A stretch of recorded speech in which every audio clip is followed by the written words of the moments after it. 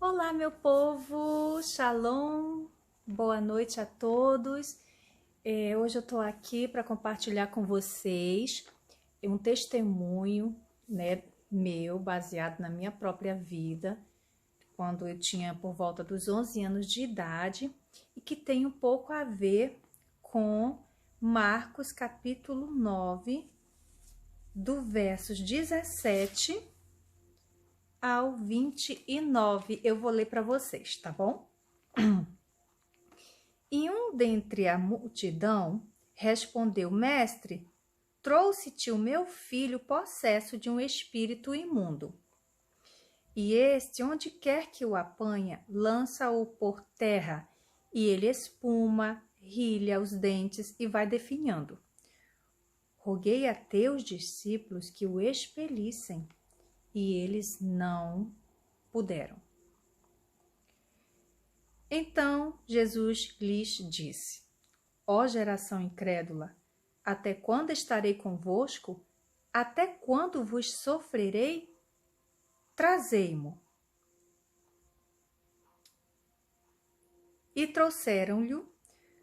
Quando ele viu a Jesus, o menino, o espírito imediatamente o agitou com violência e, caindo ele por terra, revolvia-se espumando.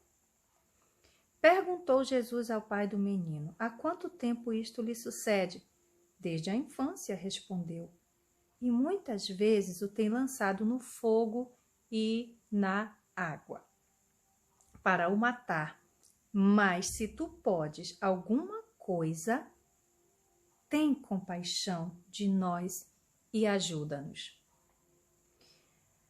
Ao que lhe respondeu Jesus: Se podes, tudo é possível ao que crer. Ao que crê. Imediatamente o pai do menino exclamou com lágrimas: Eu creio, ajuda-me na minha falta de fé. Vendo Jesus que a multidão concorria, repreendeu o espírito imundo, dizendo-lhe: Espírito imundo, espírito mudo e surdo, eu te ordeno, sai deste jovem e nunca mais tornes a ele. E ele, clamando e agitando-o muito, saiu, deixando-o como se estivesse morto, a ponto de muitos dizerem: morreu. Mas Jesus, tomando-o pela mão, o ergueu e ele se levantou. Quando entrou em casa, os seus discípulos lhe perguntaram em particular: Por que não podemos nós expulsá-lo? Respondeu-lhes: Esta casta não pode sair senão por meio de oração e jejum. Gente, quando eu tinha por volta dos meus 11 anos de idade,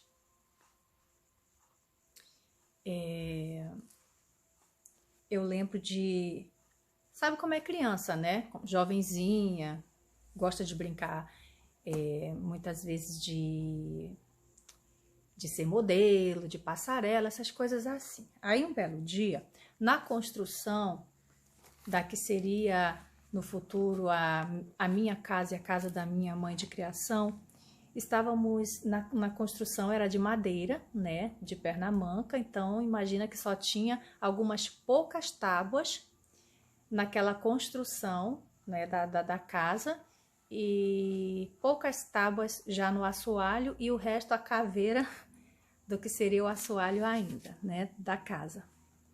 E aí estávamos eu e duas primas brincando de passarela, de ser modelo.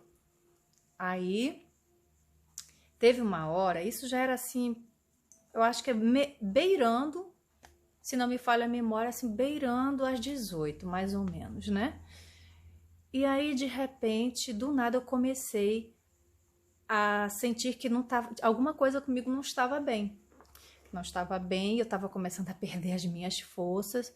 Eu imediatamente tive a preocupação de sair daquela área onde não tinha, assim, onde não tinha uma tábua, né, para eu me apoiar. E aí eu já fui me sentando devagar, já fui perdendo as minhas forças e eu já fui começando a babar, né, sair espuma aqui pela minha boca. E a minha prima começou a ficar preocupada. Fabi, para com isso, para de brincadeira. Ela estava muito preocupada comigo, né? Uma das minhas primas. Só que eu não estava mais conseguindo ter muito controle sobre mim. Começou a sair um sorriso assim dos meus lábios que não eram meus, não eram meus. E depois eu não me lembro de mais nada. Levaram-me para o hospital, né? Naquela cidadezinha de Tefé, no estado do Amazonas. Um dos meus tio e irmão também, né, de criação, me levou no colo, andando até o hospital, e não é assim coisa de 5 minutos não, tá? Para chegar no hospital andando, levava ali acho que uns 20 minutos mais ou menos, para chegar até o hospital. E ele saiu correndo comigo no colo, me levaram para o hospital, e aí eu já acordei no hospital, sem saber o que tinha exatamente muito acontecido, né? E depois dali eu passei a ter episódios assim de falta de paz, desânimo e outras coisas. E o povo ficou preocupado. Lá no hospital disseram que não tinha encontrado nada em mim e que a minha mãe precisava me levar para Manaus, para a capital do Amazonas, para que os médicos detectassem qual era o meu problema. E a mamãe imediatamente, né, arrumou as bagagens, pegamos o primeiro barco que tinha e nos mandamos para Manaus. No meio dessa história toda, eu queria enfatizar uma coisa para vocês. Eu sempre gostei de louvar. Então, naquela época, assim, na minha infância, eu louvava bastante ao Senhor. Era na época do LP, né? Depois teve a bondade da fitinha, né?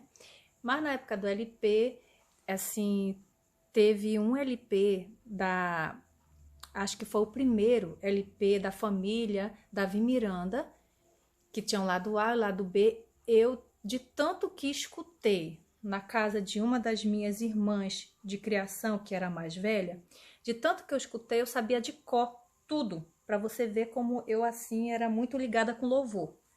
Eu não tinha muito problema, muita dificuldade para gravar as músicas, não. Então, às vezes, mesmo quando eu estava dormindo, o meu cérebro ficava cantando, porque a minha boca não cantava mais, né? Eu estava descansando. Eu acordava, eu dormia e acordava com as músicas, com os louvores na minha mente, cantando mesmo, entendeu?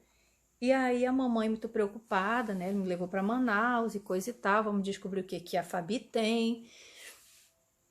E aí, um belo dia, na casa da minha irmã mais velha, onde a gente estava hospedada, eu, minha mãe de criação, se reuniu essa filha mais velha, que era da Deus e Amor, eu e minha mãe, a gente era batista, e se reuniu uma prima minha também de 3º grau, junto com a minha mãe biológica. E essa minha prima de 3º grau, ela era da Assembleia de Deus. Minha família sempre teve assim, um misto de muitas casas de oração, sabe? E aí fomos orar. No que a gente está orando, né? Eu lá com a minha mãe, do nosso jeito batista, e o resto lá que era pentecostal, né? E toma-lhe oração. Teve uma hora, gente, de verdade, para quem é batista, quem foi criado na batista tradicional, ter aberto os olhos espirituais, gente, naquela época então, meu Deus, mas aconteceu comigo. O que aconteceu? Eu senti do meu lado, desse lado, porque eu estava sentada, eu ouvi uma voz como se estivesse desesperada. Ai, tá queimando, eu tenho que sair daqui de perto dela porque tá queimando, eu não aguento mais ficar do lado dela. Tá queimando, dizia assim aquela voz muito desesperada, era uma voz masculina. No que eu olho para o lado, eu vejo uma sombra negra saindo de perto de mim. E essa sombra negra ia em direção do quarto de um primo meu, né? E eu desesperada, né? Gente, tem uma sombra entrando no quarto do primo, do meu primo. E aí o pessoal, assim, parou de orar na hora e foi atrás da sombra no quarto. Só que não tinha sombra nenhuma lá. E eu vi e ouvi essa voz dizendo que não aguentava mais ficar perto de mim. Eu só tinha 11 anos de idade. A minha prima, que era da Assembleia, teve o discernimento de Deus. E ela disse para mim: Fabi, o que você tinha não era doença física, era doença espiritual. Assim, e isso era um encosto. Isso que estava perto de você era um encosto, né? E só que ele não teve entrada no teu coração, porque você não dava espaço para o inimigo entrar no seu coração. Olha que coisa bonita como Deus age com a gente, não é, pessoal? Assim, porque imagina você saber que você é resguardado pelo Senhor, que você, quando você assim tem um coração para Deus, eu era uma criança, eu só tinha 11 anos de idade, mas o meu coração e a minha mente eram tomados pelo louvor. Gente, estou aqui para finalizar o vídeo. Foi cortado, né? Infelizmente, por falta de espaço na memória do celular. E eu tive que terminar aqui, fazer a conclusão. Então, a conclusão que ficou foi que aquilo que seria uma epilepsia, aos olhos da medicina, na verdade, era algo espiritual, né? E no dia em que oramos na casa da minha irmã mais velha, por parte da minha mãe de criação, então ali foi descoberto, né, quem estava por detrás de toda essa situação e também, né, a descoberta do que o louvor é capaz de fazer. Porque eu era uma menina, uma criança que tinha um coração para Deus, que vivia louvando ao Senhor em espírito e em verdade, né? O inimigo ele não teve entrada na minha vida e foi por causa do louvor constante, como eu disse no vídeo anterior, né? Tanto na minha mente como pela minha boca, sempre em constante louvor ao Senhor. Por causa disso, né, o inimigo ele não teve entrada na minha vida e o louvor que era exclusivamente para Deus, né, e não para o inimigo. Então aquilo ali foi foi a minha libertação, a minha cura, né? O inimigo ele não quer que a gente louve a Deus, essa aqui é a verdade. Ele quer que o nosso louvor, na verdade, seja dele, né? E eu ali tão pequena ainda, 11 anos de idade, né? Então, imagina, né? Muito eu não sabia, como hoje eu sei, sobre campo de batalha, né? Área espiritual, né? Batalhas espirituais, mas como uma pequena adoradora do Senhor, né? Eu fui curada. Eu fui curada e eu fui liberta, né? Anos mais tarde, eu cheguei a perder a minha voz, né? E eu achava que eu ia morrer. Isso é assunto para uma próxima conversa entre nós aqui, através desse vídeo, através de vídeos, de testemunhos, né? Mas eu já cheguei a perder minha voz, tá? Com 20 e poucos anos de idade, eu achei que eu ia morrer, não foi só a voz, foi a coordenação motora, musculatura, né? Então, numa bela noite, isso já estou aqui fazendo um spoiler para o próximo testemunho, né? E numa bela noite, orando para o Senhor, desesperada em pensamentos, lendo a minha Bíblia, 11 horas da noite, eu pedi ao Senhor, já desesperada, que Ele enviasse alguém para orar na minha cabeça, porque se Ele não enviasse, eu ia morrer. E se ele enviasse, eu ia ser curada. Eu ia ser curada, eu ia voltar a cantar, eu ia voltar a falar, que eu sou muito falante, né? A me comunicar e mais do que isso, continuar vivendo e cuidando da minha filha, que eu tinha nessa época já a minha filha mais velha, a Bárbara, né? E o Senhor ele foi muito misericordioso para com a minha vida e o socorro chegou muito rápido e pronto, eu vou parando por aqui e eu vou fazer um próximo vídeo então contando esse testemunho de quando eu perdi minha voz e como foi que o Senhor restaurou a minha voz e o que principalmente ele me pediu. Está relacionado a louvor, tá? Beijo no coração de vocês, que Deus abençoe a fé de cada um e que vocês não desistam do milagre de vocês, tá bom? E não esqueçam, louve ao Senhor em espírito e em verdade.